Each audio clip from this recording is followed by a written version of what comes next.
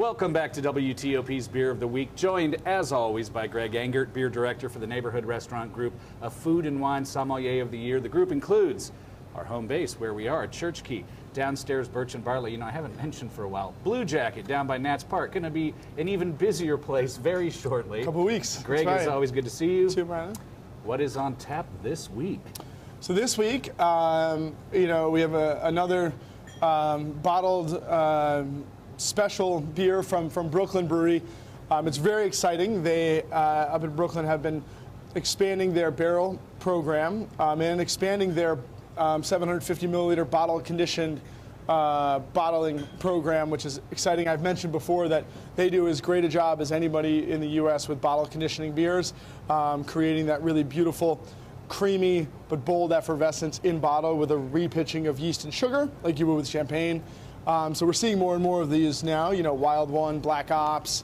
We did the Hand and Seal more recently, which was their kind of anniversary barley wine for Garrett Oliver, the brewmaster's anniversary of being the brewmaster at Brooklyn. And now we have K is For Kriek, a mashup of the kind of Belgian Kriek style, which can be Kriek Lambic, which is really wild and funky, or brown ales brewed with cherries. So Kriek in Flemish is cherry. Oh, excellent.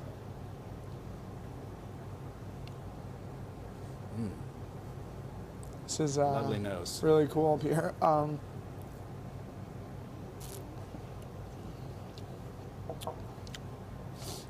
boy, that's enjoyable.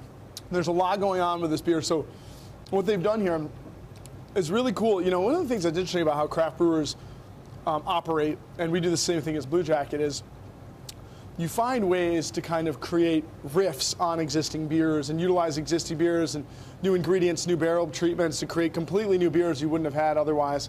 And so this is another great example of that. They take Local 2, which is their classic kind of Belgian dark ale, brewed with some wildflower honey, some candy sugar, and some orange peel. They ferment that standard, so one fermentation with Belgian ale yeast. But then rather than bottling it or kegging it, bottling it on its own, they put it in bourbon barrels for about 6 months. And in the same bourbon barrels, they're adding Michigan-grown Montmorency tart cherries. So we get another fermentation in barrel, picking up some tannins, which you get there, a little oaky quality, some bourbon notes. I mean, I'm pretty sure this is bourbon barrels that have already held like Black Ops at least one time, so it's mellowed bourbon. The cherries ferment out, the sugars come out, get a lot of fruit flavor, and then after 6 months, they put it in bottle. They add a little bit of yeast, champagne yeast, a little bit of sugar, and Brettanomyces. So that's why it's got that little bit of a funky quality in the nose. They lay it down for another year, and then we get K is For Kriek. It's dynamite, and when you say funky, I mean, for people who get wary when they hear that word, it is mild, and yeah. it really, the taste really lingers long after you've had a sip. And not too much cherry flavor. You know, really well balanced. Or bourbon, right, exactly. Everything's in balance. I think, you know, this is an homage to the kind of cherry-based beers you find in Belgium today and that Garrett saw in Belgium when he first visited in the early 80s. And the point with all of those is that the cherry should be an accent rather than an overwhelming fruit beer phenomenon in the beer. Now, Garrett Oliver is renowned in the beer world, maybe a slight understatement. Yes. Is that how guys like him stay, I mean, obviously has burning passion for craft beers? Are things and projects like this and expanding their barrel program the way guys like that, I mean, stay interested? Sure. I mean, I can't imagine you'd ever be bored. Well, that's the thing. The interesting thing about Garrett is, as a close friend of mine, is that he has every reason to not have time for all these new projects because, I mean, he obviously is the brewmaster there. He's got a fantastic staff of brewers and lab techs, et cetera, not to mention the whole team. But, you know, he's writing, he's traveling, he's lecturing, he's training. They opened a collaborative brewery in Sweden recently. So the funny thing is that his burning passion for beer and for pushing the envelope is insatiable. I mean, he just keeps doing it. And what they've been working on for a very long time is this thing called the Ghost Bottle series, where they would do little cool experiments. This is especially before their barrel program expanded so much. They'd do little experiments, they'd bottle it off, bottle condition it beautifully, and basically just give it to friends, do events with it. But it was, you know, ghost bottles, you couldn't get your hands on them.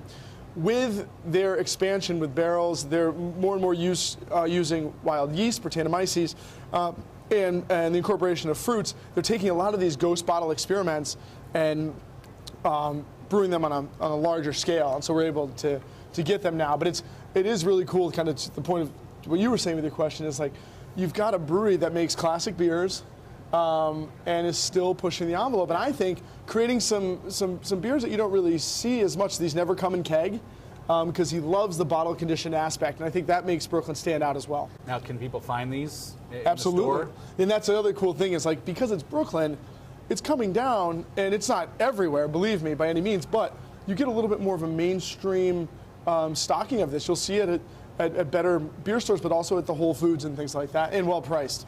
I'll bet there's great possibilities with this. What would you pair it with? But yeah, I mean, you could do a million things with this beer, and that's to the balance. And obviously, the guy who wrote Brewmaster's Table is thinking about food when he's creating these beers. Just, generally speaking, anything that's cherry has affinity for duck of all kind. I really like, and maybe I mentioned this before, like pulled pork sandwiches with this, with like a kind of mild fruit character, a little acidity, especially that, like if you have like a cool kind of Carolina barbecue sauce with some vinegar notes, would be awesome. And then it really rules with all manner of greens. Whether you're doing like spinach salad, arugula salad, purslane salad, which has a nice bitterness, great with cherries. Throw in some almonds or pecans, goat cheese, feta, mascarpone, and real simple, but it'd be great. Brooklyn does it again. Greg, thank you as always. Thank you. Everyone, please always do drink responsibly, and be sure to bring your thirst next time for another Beer of the Week.